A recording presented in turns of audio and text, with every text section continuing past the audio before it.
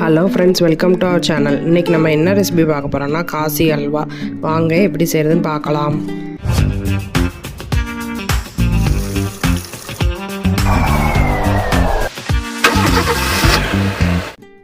நான் இன்றைக்கி பாதி பூசணிக்காய் தான் எடுத்திருக்கேன். ஃபஸ்ட்டு பூசணிக்காவை கட் பண்ணிவிட்டு அதில் உள்ள தோலெல்லாம் எடுத்துக்கிறணும். அப்புறம் அதில் உள்ள விதையும் எடுத்துடணும். எடுத்துட்டு புட்டு சீவோம்ல, அந்த இதில் வச்சு சீவி எடுத்துக்கிறணும்.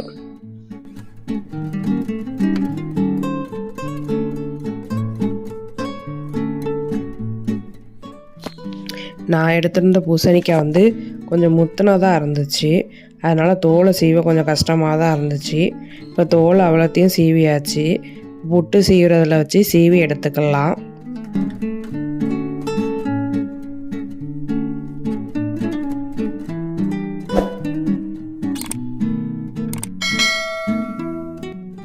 இப்போது எல்லாத்தையும் சீவி எடுத்தாச்சு. அவ்வளோத்தையும் சீவி எடுத்தாச்சு. இப்போது ஒரு வடிகட்டி எடுத்துக்கிறேன். அதில் இந்த சீவி வச்ச பூசணிக்காவை சேர்த்து அதில் உள்ள தண்ணியை ஃபுல்லாக வடிகட்டி எடுத்துக்கிறணும். நம்ம அல்வா செய்யும்போது இந்த தண்ணியை ஆட் பண்ணி தான் செய்யணும். அதனால் அதில் உள்ள தண்ணியை ஃபுல்லாக வடிகட்டி எடுத்துடணும். நான் தண்ணியை ஃபுல்லாக வடிகட்டி எடுத்துட்டேன். இப்போ தண்ணி எடுத்து தனியாக வச்சுக்கிறணும். ஒரு கிண்ணத்தில் பூசணிக்காய் எடுத்தால் 3/4 கிண்ணம் எனக்கு வருது. இப்போ ஒரு பேன் எடுத்துக்கிறேன். அதில் நெய் சேர்த்துருக்கேன். முந்திரி பருப்பை ஃபஸ்ட்டு வறுத்து எடுத்துக்கிறணும். இப்போது முந்திரி பருப்பு நல்லா வதங்கிட்டு அதனால் தனியாக எடுத்து வச்சுக்கிறேன். அடுத்தாலும் நம்ம சீவி வச்சுருக்க பூசணிக்காவை எடுத்து அந்த நெய்யிலே சேர்த்து வறுத்துக்கிறணும், அந்த வாடை போகிறதுக்காண்டி.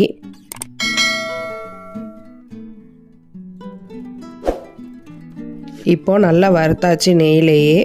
நம்ம பூசணிக்காயிலேருந்து எடுத்து வச்சுருக்கோம்ல தண்ணி, அதை ஊற்றிக்கிறணும். ஊற்றி பூசணிக்காவை நல்லா வேக வைக்கணும். வெந்தால் தான் அல்வா நல்லா சாஃப்டாக இருக்கும். அந்த பச்சை வாடை போகிறது அன்றைக்கும் வதக்கிட்டு அதுக்கப்புறம் தண்ணி ஊற்றி அவிச்சிக்கிறணும். நான் இப்போ மூடி போட்டு வேக வச்சுக்கிறேன். இப்போது 3/4 கப்பு பூசணிக்காய்க்கு நான் 1/4 கப்பு சர்க்கரை எடுத்துருக்கேன். அதை சேர்த்துக்கிறேன். 3/4 கப்புக்கு சர்க்கரை 1/4 கப்பு எடுத்தேன். கரெக்டாக தான் இருந்தது இனிப்பு. நீங்கள் வேணும்னா 1/2 கப்பு எடுத்துக்கோங்க.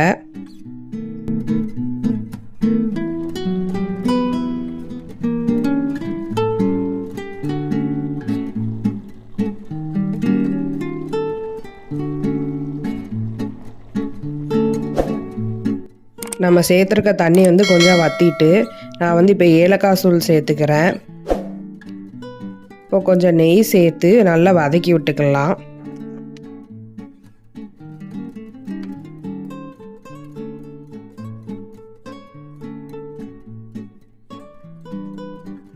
இன்னும் கொஞ்சம் நெய் சேர்த்துக்கிறேன். கொஞ்சம் வதங்க நெய் சேர்த்து வதக்குனீங்கன்னா கொஞ்சம் நல்லா வாசனையாக இருக்கும். கடைசியாக நம்ம வறுத்து வச்சுருக்க முந்திரி பருப்பை சேர்த்துக்கிறேன்.